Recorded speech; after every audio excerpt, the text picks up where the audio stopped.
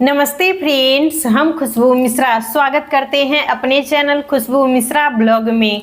कैसे हैं आप सब? मुझे कमेंट में ओम नमो भगवते वासुदेवाय जरूर लिखिएगा। और आज इस वीडियो में जानेंगे देवशयनी एकादशी कब है, नहाय खाए से लेकर पारण तक की संपूर्ण नियम, पूजा विधि, पूजा का शुभ मुहूर्त क्या है, पारण का शुभ मुहूर्त क्या है, तुलसी का पत्ता किस दिन तोड़े। आषाढ़ महीने के शुक्ल पक्ष में पड़ने वाली एकादशी को देवशयनी एकादशी कहा जाता है और इस दिन विष्णु भगवान योग निद्रा में चले जाते हैं और चातुर्मास प्रारंभ हो जाता है। और देवउठनी एकादशी यानी देव उठान एकादशी के दिन विष्णु भगवान जगते हैं और इस 4 महीने में सृष्टि का संचालन भगवान शिव जी करते हैं। एकादशी व्रत का नियम 3 दिन का होता है। दशमी को नहाय खाए किया जाता है, अगले दिन एकादशी को हम व्रत रखते हैं, द्वादशी के दिन पारण किया जाता है। तो नहाय खाए के दिन हमें बाल धोकर स्नान कर लेना चाहिए, तो आप लोग उस दिन बाल धोकर स्नान कर लीजिएगा और शुद्ध सात्विक भोजन करना चाहिए। तो भोजन में लहसुन, प्याज, बैगन, मसूर की दाल, जितनी भी अशुद्ध चीज़ें हैं हमें उस दिन नहीं खाना है और उसके अगले दिन हम व्रत रखेंगे। और शुक्रवार को ही आप लोग तुलसी का पत्ता तोड़कर रख लीजिएगा, क्योंकि एकादशी के दिन हम तुलसी का पत्ता नहीं तोड़ते हैं और जब भी हम विष्णु भगवान को भोग लगाते हैं तो तुलसी का पत्ता रखकर ही भोग लगाते हैं। तो आप लोग एक दिन पहले ही यानी शुक्रवार को ही तुलसी का पत्ता तोड़कर रख लीजिएगा। और व्रत के दिन हम सुबह जल्दी उठेंगे, तो आप लोग सुबह सूर्योदय होने से पहले उठ जाइएगा। उठकर जो भी आपका प्रतिदिन का काम है कर लीजिएगा। उसके बाद हमें स्नान कर लेना है। आपके अगल बगल में नदी है, तालाब है, गंगा जी है, अगर आप लोग जाने में सक्षम हैं तो आप लोग वहां जाकर स्नान कीजिए। नहीं तो आप अपने घर में नहाने के जल में 2-4 बूंद गंगा जल डालकर स्नान कर लीजिएगा। और उसके बाद हमें साफ स्वच्छ धुला हुआ पीला वस्त्र पहनना है। जब भी हम विष्णु भगवान का पूजन करते हैं तो हमें पीले वस्त्र पहनकर ही पूजा करना चाहिए। तो आप साड़ी पहनना चाहती हैं तो साड़ी भी पहन सकते हैं, सूट भी पहन सकते हैं। और अच्छे से जो भी सुहागिन महिलाएं हैं मांग में सिंदूर लगा लीजिएगा, बिंदी, और उसके बाद हम भगवान का पूजन करेंगे। तो सबसे पहले हमें सूर्य भगवान को जल देना है। सूर्य भगवान को जल दे दीजिएगा। उसके बाद हम तुलसी माता में एक दीपक जलाएंगे, क्योंकि एकादशी के दिन तुलसी में जल नहीं दिया जाता है, तुलसी का पत्ता नहीं तोड़ा जाता है। तो आप लोग सिर्फ एक दीपक जला दीजिएगा और दीपक दोनों समय जलाना है। एक सुबह में जला दीजिएगा, एक शाम में जला दीजिएगा। आपके पास घी है तो घी का भी दीपक जला सकते हैं, तिल का तेल है तो तिल के तेल का भी दीपक जला सकते हैं। और उसके बाद हम अपने पूजा मंदिर में विष्णु भगवान का पूजन करेंगे। तो आपके पास भगवान का फोटो है तो फोटो से भी पूजा कर सकते हैं, मूर्ति है तो मूर्ति से भी पूजा कर सकते हैं। आप चौकी लगाकर विधिवत पूजा करना चाहते हैं तो चौकी लगाकर भी पूजा कर सकते हैं, या आपके पूजा मंदिर में जहाँ पर भगवान का फोटो मूर्ति है वहाँ पर पूजा करना चाहते हैं तो वहाँ पर भी पूजा कर सकते हैं। तो आप एक चौकी ले लीजिएगा, चौकी पर पीला वस्त्र बिछा दीजिएगा। भगवान का आपके पास फोटो है तो कपड़ा भिंगाकर पोंछ दीजिएगा।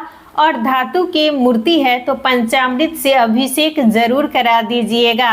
दूध, दही, घी, शक्कर, शहद, ये 5 सामग्री को मिलाकर हमें भगवान का अभिषेक करना है। और उसके बाद हम भगवान को आसन देंगे। तो आपके पास अगर तिल है तो तिल का आसन दीजिए, नहीं तो आप फूल का भी आसन दे सकते हैं। और उसके बाद हम भगवान को वस्त्र देंगे। तो आपके पास वस्त्र है तो वस्त्र दे दीजिए, वस्त्र नहीं है तो वस्त्र स्वरूप में हम कलावा समर्पित करेंगे। पीले चंदन का टीका लगाना है, पीला फूल चढ़ाना है और धूप दीप जलाकर भोग लगाना है। तो भोग में आप लोग केला जरूर ले लीजिएगा और साथ में जो भी सीजनल फल आपकी इच्छा है भोग लगाना चाहते हैं तो लगा सकते हैं। आप साबूदाने की खीर का भी भोग लगा सकते हैं, मखाने की खीर का भी भोग लगा सकते हैं। इस दिन भगवान को अन्न का भोग नहीं लगाया जाता है, बाकी जो कुछ भी आपकी इच्छा है आप लोग भोग लगाइए। और जब भी भोग लगाइए तो थोड़ा सा उसमें तुलसी का पत्ता जरूर रख दीजिएगा, क्योंकि बिना तुलसी के पत्ता का भगवान कभी भी भोग स्वीकार नहीं करते हैं। और उसके बाद हम कथा सुनेंगे। जब भी एकादशी का हम व्रत करते हैं तो कथा हमें जरूर सुनना चाहिए। तो आप अगर पढ़ना चाहते हैं तो पढ़ भी सकते हैं। अगर मान लीजिए आपको कोई सुनाने वाला है तो आप लोग एकादशी व्रत की कथा सुन लीजिएगा, आरती कर लीजिएगा। और जब पूजा पाठ कर लीजिएगा उसके बाद आप चाय जूस शरबत ले सकते हैं।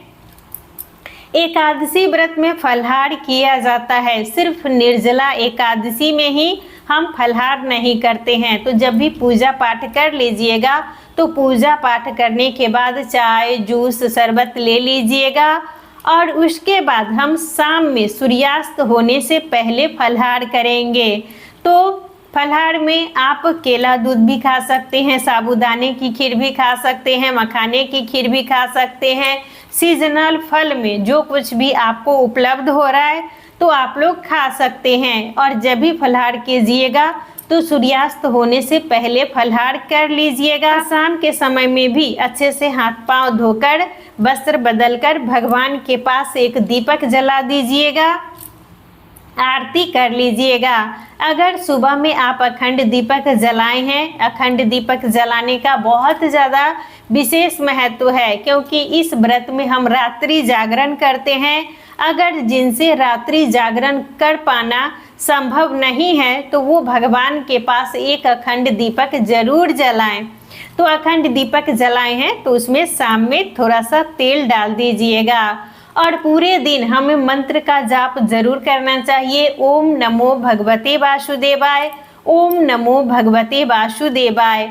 और इस दिन किसी की निंदा चुगली बुराई ये सब नहीं करनी चाहिए। इसके अगले दिन हम पारण करेंगे। तो पारण के दिन भी हम सुबह जल्दी उठेंगे। तो आप लोग सुबह जल्दी उठ जाइएगा। उठकर सबसे पहले स्नान कर लीजिएगा। स्नान करने के बाद हमें भगवान का पूजन कर लेना है। पूजा करने के बाद दान किया जाता है। एकादशी व्रत में दान का विशेष ज़्यादा महत्व है। तो दान में आटा दाल जब भी लीजिएगा तो चना का दाल लीजिएगा। आटा दाल आलू नमक पैसा यही सब सामग्री ले लीजिएगा।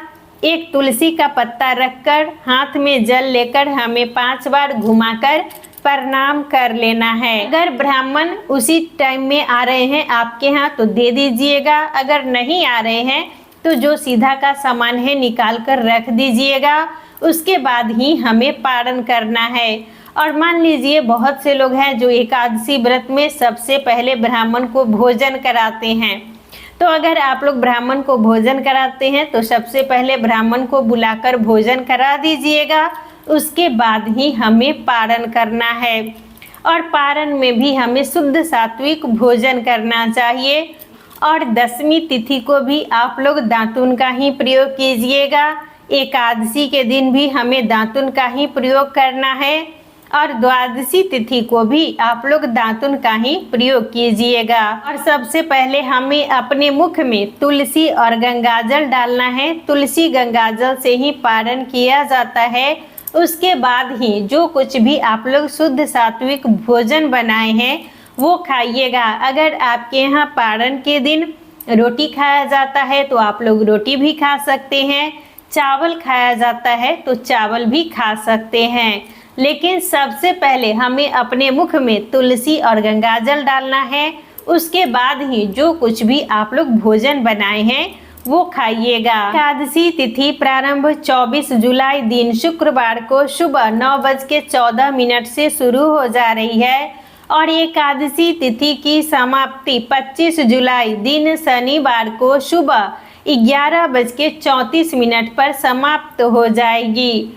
तो इस बार देवशयनी एकादशी, हरिशयनी एकादशी 25 जुलाई दिन शनिवार को है और पूजा आप लोग 8 बजे से पहले कर लीजिएगा। पारण का शुभ मुहूर्त है 26 जुलाई दिन रविवार को सुबह 5:39 से लेकर 8:22 तक। तो आप लोग इसी शुभ मुहूर्त में पारण कर लीजिएगा।